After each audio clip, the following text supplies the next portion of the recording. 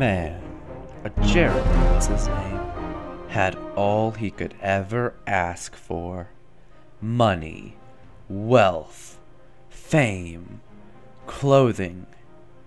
Oh, and the women. Don't forget the women. But these luxuries were not ones to last. Once the evil Ted came into the picture, he ripped away all of Jeremy's pleasures. Ted was an evil little boy. From birth and through his teenage years, his parents fought to end women's suffrage. Ted wanted to end women's suffrage just as much as his parents, so after they passed on when he was only 27, he decided to follow up on his parents' works. After getting laughed out of every respectable congregation, Ted grew into a rage where he hated every woman in the world. Who were they to tell him he couldn't stop women from voting? Who were they to tell him that women already can't vote? Who were them to tell him no one votes?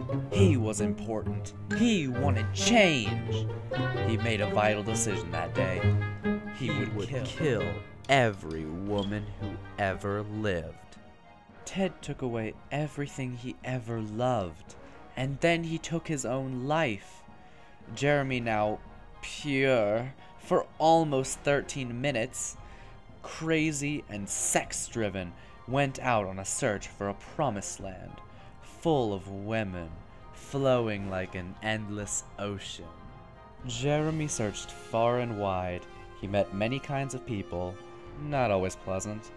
He made mistakes. He even thought he solved his riddle of a quest once, but he was mistaken. Finally, he met a man by the name of Mr. Miyagi. Now, Mr. Miyagi had a quest for young Jeremy. Jeremy was told to find a bottle of lotion, a sock, and a CoverGirl magazine. Where would you find a bottle of lotion but your local Macy's? There was so many aisles. Makeup, shoes, sunglasses, and clothes. So many rows and rows of clothes. Many minutes it took, and horny he got. But he finally found a lotion aisle. They had so many kinds of lotion. Rose-scented to erratic jasmine-scented.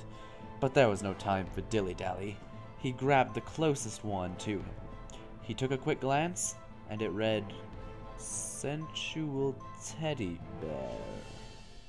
Interesting. On to the second item, a sock. For this task, Jeremy went to his local Wally World. Compared to Macy's, it was pretty much crap, and not worth describing, but he found the sock aisle anyway. He settled on a nice, extra absorbent, double-strength XXL-sized one. Now that that was settled, we can search for a CoverGirl magazine. Where else but your local gas station? Luckily, there were 17 of them in the Walmart parking lot, so Jeremy just went to the nearest one. As soon as he walked in, he could see a plethora of magazines. By the checkout desk, he decided on a nice one. He ran back outside. He wondered why there was a mob of angry store owners chasing him, so he just hopped in the sewer to get away. When he popped out, he went to talk to Mr. Miyagi. Mr. Miyagi told him to be a good little boy and give him the quest items. And so it was done. The quest of quests, the trial of trials. Mr. Miyagi handed little Jeremy a note, and on that note it had an address. P. Sherman, 42 Wallaby Way, Sydney. And so he went. The address told him to go to Mount Wannahunkaloogie. When Jeremy got up the mountain, there was a party, one of the likes he had never seen before. He began to get excited, sexually, of course, as he entered the party. It was full of women, luscious, luscious women. Jeremy couldn't contain himself any longer. It had been almost 36 minutes since the women of his village were brutally slaughtered.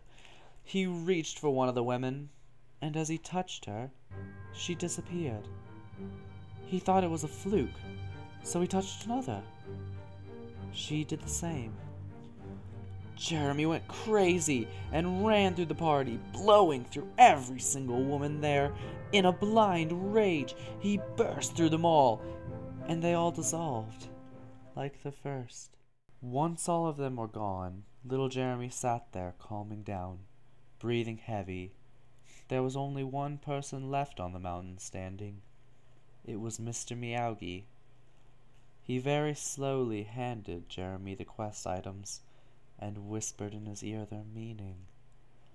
A slow smile grew across his face as he understood the meaning of his quest.